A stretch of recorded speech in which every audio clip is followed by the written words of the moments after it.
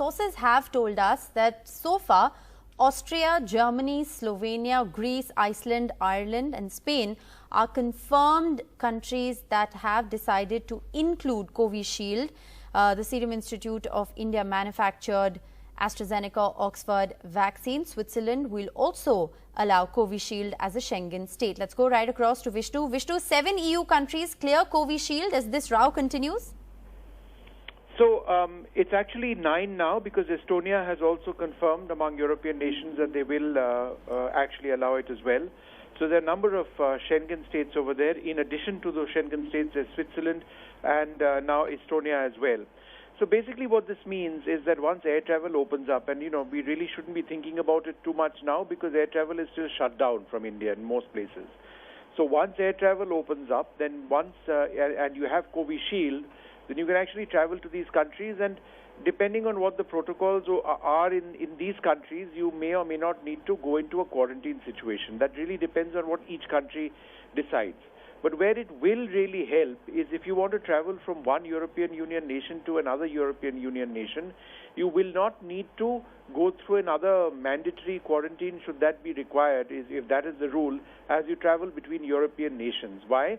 Because these European nations have accepted Covishield as an accepted drug. Now, they have accepted this on an individual nation basis. As at the moment, it's not part of the European medical regulators' vaccine passport.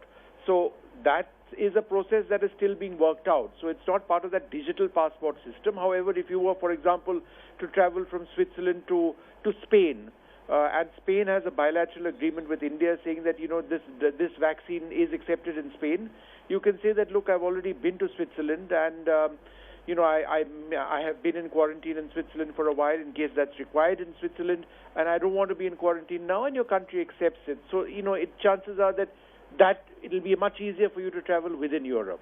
However, this doesn't apply to Covaxin now, and there's frankly very little the government can do, because this is not a WHO-approved drug, Covaxin, at the moment.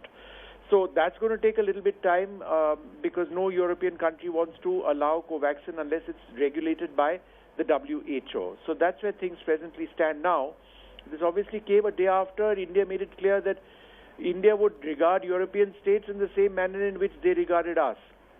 So if they wanted to put us in quarantine and create problems for us, then we would be obliged to do the same for them. So even if there were European countries, citizens who came and were fully vaccinated, they would still need to go into quarantine unless there was an agreement for Indian citizens to not be quarantined if they were vaccinated when they travel to Europe.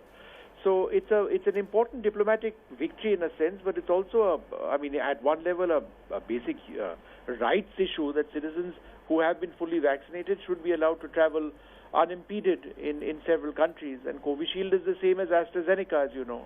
And therefore, there's no reason for one vaccine to be accepted in Europe and Covishield, which is identical, to not be accepted. So that's been cleared up now, Rishika. Mostly.